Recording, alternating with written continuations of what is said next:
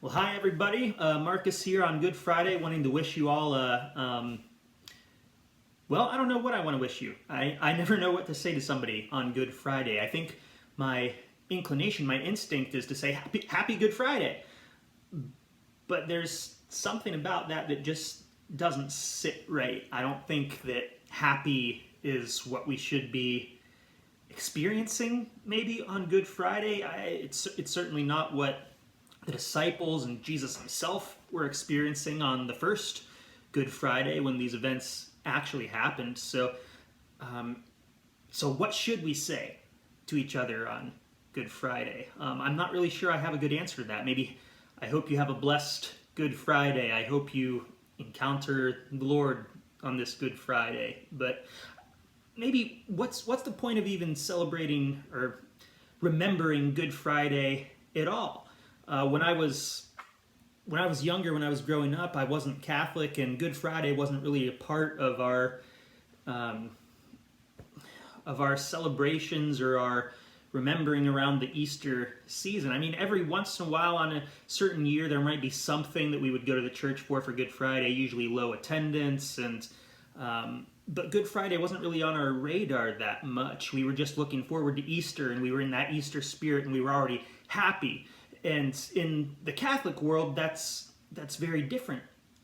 There's a lot of emphasis on Good Friday and everything that goes into it. And even throughout the whole 40 days of Lent, every Friday, we're kind of looking forward to Good Friday and thinking about Jesus on the cross and all of that. So why do I think it's important that we have Good Friday before we have Easter? Well, there are a couple reasons.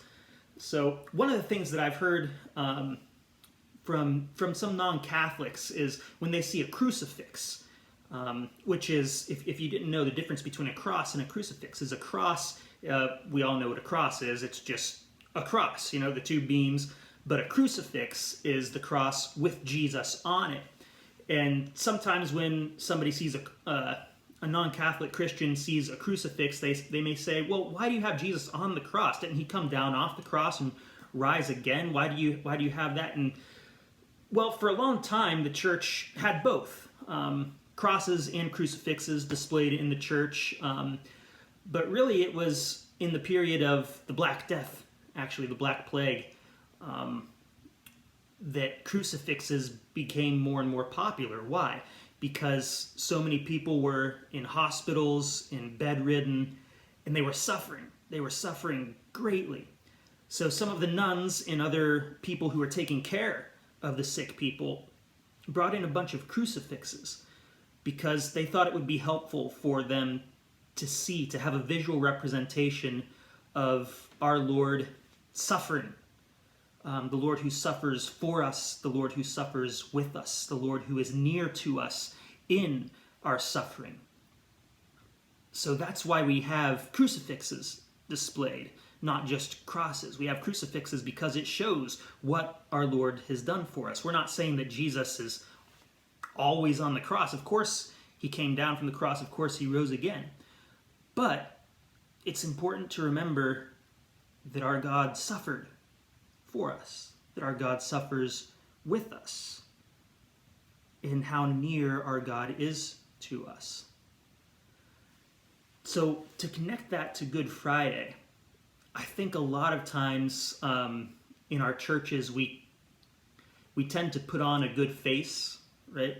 It's this sense where, okay, I'm going to church, time to put on my happy face, make sure everyone thinks I have my act together, make sure everything's okay, and that just carries into all parts of our religious life and communal life together. We like to focus on the happy things, the Easter story, the rising again, and maybe skip over the awful, horrendous thing that had to happen before Easter. But of course, without Good Friday, we can't have Easter. You have to go through Good Friday to have Easter. So when it comes to our remembrance of Good Friday, we're called to take one day before the Easter celebrations to really sit with Jesus at the foot of the cross, with Mary beside us and John beside us, sitting at the foot of the cross,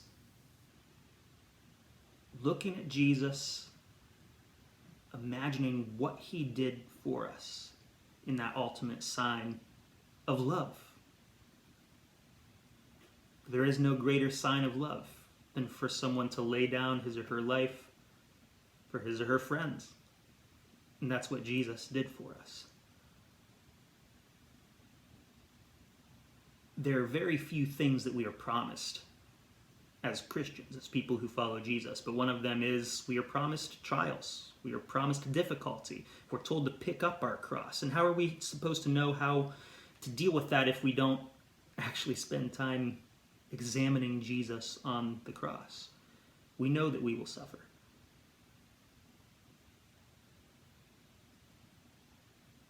And to rush to the celebration of Easter without considering what was given is to cheapen the whole thing. So I hope that today, even if you're so excited for Easter and to celebrate the resurrection, that today you will put that out of mind, which might sound strange to some of you, but just put that out of mind for today. We're human beings, our minds are not capable of everything. We can't hold everything in our minds at once. We have to think of things one at a time. So today, just take the story of the crucifixion. Imagine what it would be like if you didn't know for sure that Jesus was going to rise again. Imagine what it would be like to be one of those disciples, to be like Mary, his mother, standing there watching him get tortured and killed. And then think about your own suffering. Think about whatever's going on in your own life that you need help with, that feels overwhelming. And bring that with you to the foot of the cross and lay it down. Lay it down at the feet of Jesus and just sit there and just be.